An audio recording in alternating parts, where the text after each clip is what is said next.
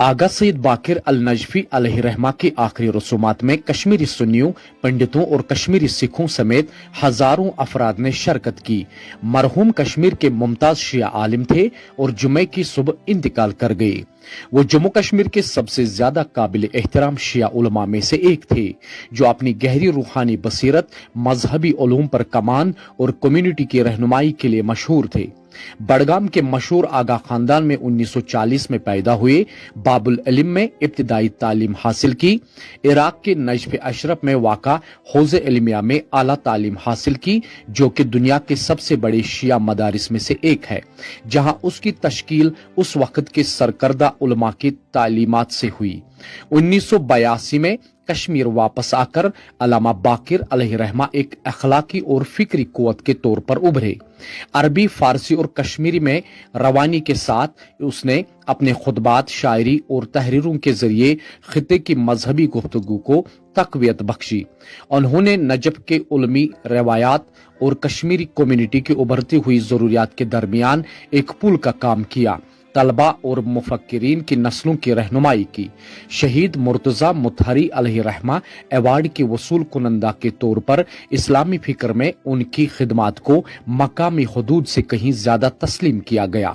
उनके इंतकाल से कश्मीर के रूहानी और फिक्री ताने बाने में एक बहुत बड़ा खिला पैदा हो गया। अहले इल्म के एक आला नस्ब के बराई रास्त औलाद आयतुल्ला बाकिर साहब ने अपने खानदान की रोशन मीरास को फजल और पुरसकून कुव्वत के साथ आगे बढ़ाया। अपनी आइजी और उसूलों की अटल पाबंदी के लिए फिरकों में जाना जाता है। वो न सिर्फ एक आलिम थे, बल्कि अपने लिए एक अखलाकी इदारा थे।